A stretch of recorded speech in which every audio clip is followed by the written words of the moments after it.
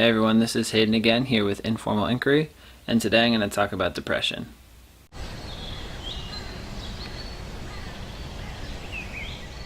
So I just want to say right off the bat, if you're feeling symptoms of depression, reach out to a counselor, a psychiatrist, or a specialist. I'm not a doctor or a specialist in this field.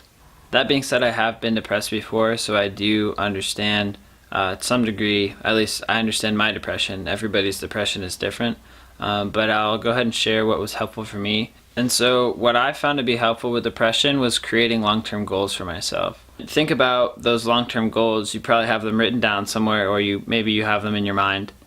And think about how you can accomplish or at least move towards that goal a little bit in the moment.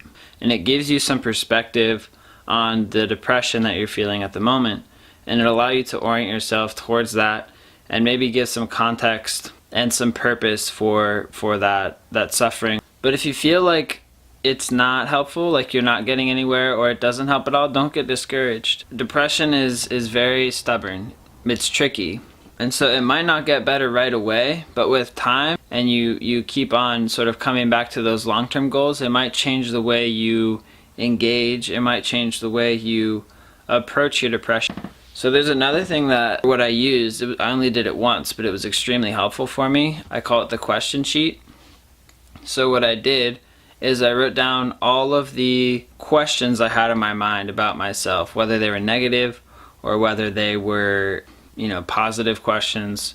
Just write them down on a piece of paper and critically analyze those questions and try to find the root problem. For example, if I ask the question, why haven't I achieved anything? And so that's just one example of one of the questions that I would go through. You can do many different questions, but it's just like following the thought all the way through. Another thing that I do is I pray. I know some people might not believe in God. I personally do believe that there is a God. If you don't believe in God, then praying's not going to hurt you. If anything, it's just going to allow you to get something off your chest. But if you're open to the experience and you're open to an answer to a prayer that you might have, then you'd be surprised how the answer might come back to you in some way. There's not really a wrong way to pray.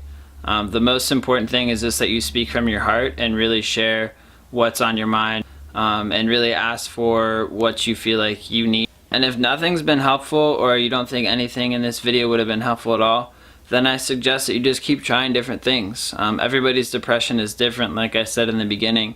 And so it's really for you to find what's most helpful for you. You might not want to engage in the process, but if you just create that small intention of wanting to make a difference, of wanting to make steps towards healing, that is a huge step. Also, it's really important with depression to not isolate yourself, to really reach out and accept support. The more people that know in your network that you have problems with depression, the less likely you are to get bogged down by the depression or get isolated in the situation. That's a huge point to really keep in mind and focus on as well. So yeah, that about sums up some of the things that I could think of about depression. There's a lot more other things that I could talk about with depression. If you feel like this video was helpful in anything I said, just let me know by liking, commenting, subscribing.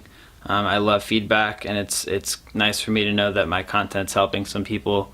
That's what I do this for, and it's also rewarding for me. So thanks again for watching, and I'll see you next time in my next video, which should be about addiction.